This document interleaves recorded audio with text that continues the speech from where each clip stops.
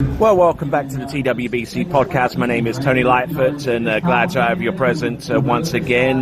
This is a few of the interviews from the participants in the women's and men's slalom final. There will be a few missing because, they're located on faraway points here at Robin Lake, and I will attempt to get interviews from the likes of Jamie Bull, from Will Asher, from Stephen Neveu. But that leaves us with quite a few to put here now, and the first one that you'll hear will be from Paige Rini. All right, Paige Rini, a nice little dip in there in the water, finding out that you placed in the women's slalom at the Masters for 2024. Your initial comments? I'm just so happy to be here. I'm really an emotional wreck right now because this is just a really, really special tournament for me and my family. This is my 10th tournament of being at Masters, so I'm really excited that I got my first pro podium here for Masters. Give us a sense of how rough it was out there and how challenging the conditions were right off the bat. I mean, the first two passes were good, and then the wind came up a lot for my 35 and 38, but it's just survival out there. There's rollers, there's a lot going on, but it's so much fun. All right, we've tracked down Neely Ross, and we're going to talk a little bit about slalom, but before that, let's get your analysis on the tricks, because there was some motor controversy at the end when the scores were being finalized, right? Yeah, definitely a weird frame of mind going into slalom. I don't know, I feel like I'm kind of just in shock right now with everything. I'm excited, I'm a little heartbroken, it's a little bit of mix of emotions, but I'm just happy to be here. I did what I could today out on the water, and honestly, that's all I could ask for. On the water, well, the conditions out there, it wouldn't be Robin Lake if it didn't come without its challenges. How did it feel underfoot out there? Yeah. I'll be honest. Well, I've only had one other slalom set in the Pro Masters slalom, which was last year, and I missed my opener because we had some tough conditions. But it definitely was really rolly out there. It was one of those experiences. Very bumpy. That's all I'll say. Yeah. All right. After this competition, what does your summer line out to be? We're gonna head up to Canada for a few days before going over to Europe for some tournaments over there. Don't have an exact plan yet, but we'll figure out a plan, and then I'll be in Canada for the rest of the summer after that.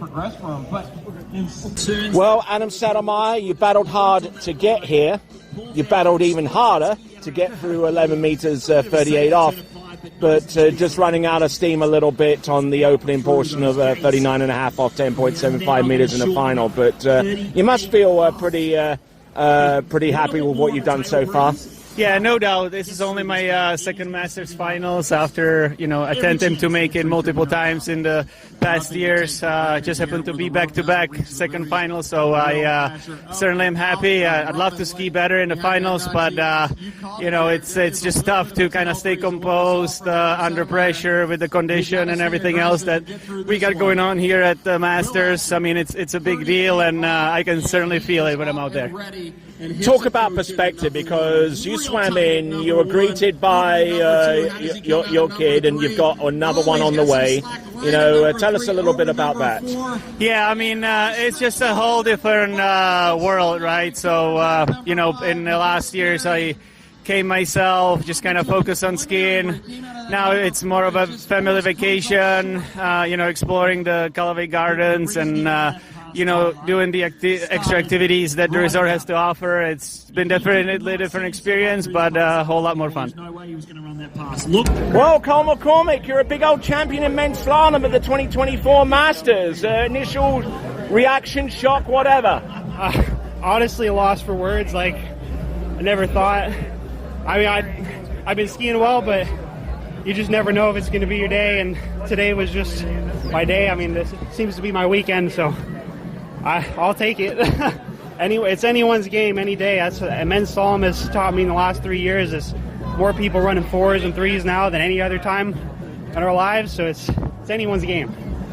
Conditions out there challenging, and you celebrated by almost putting your head through the handle. Yes, I did, but that's okay. I didn't put my head through the handle, and I won, so it's all worth it. I mean, it was harder in the first round because we had some pretty good wind here, but I kept my cool, and I thought like 4-ball was either a fall or I was going to turn and keep going, and I kept going, and then I wasn't stopping at 5. It was either going to fall at 5 or I was going to get over to 6, and I got there, so I made it. Well, and you don't have to worry about qualifying for this tournament next year because you've already done that. Oh man, that's like just icing on top. But oh man, first pro win, and it's the Masters. Holy crap, man, that's awesome. And before we conclude this episode, hold the phone, because I was able to get Regina Jaquist for a few comments about her slalom victory, and also how she got on in the jump preliminary round the previous day. Here's Regina. All right, Regina Jaquist, not too long off the water in the women's slalom final, having taken the victory there. But let's go back a few more hours to yesterday after the women's jump event.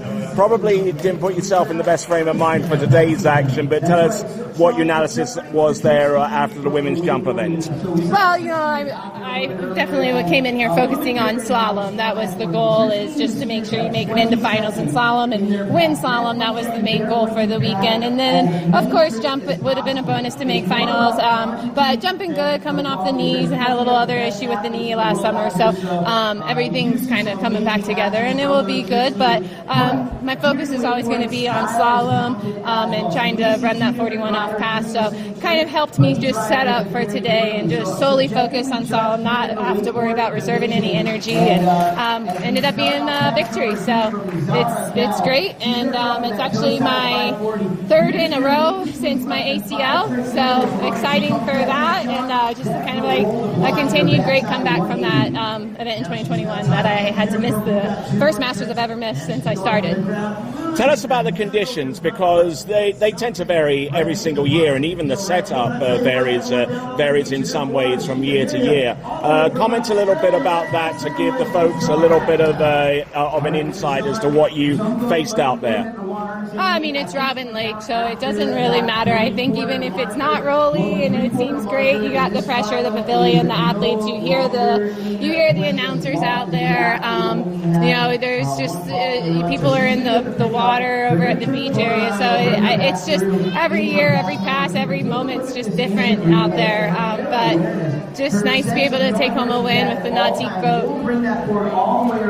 And that concludes this episode of the TWBC podcast with the slalom event. Unable to get Stephen Nephew or Jamie Ball for the moment, but I will attempt to do so between now and the final podcast, which will summarize the happenings that happened during the jump event. But for now, it's ciao for now.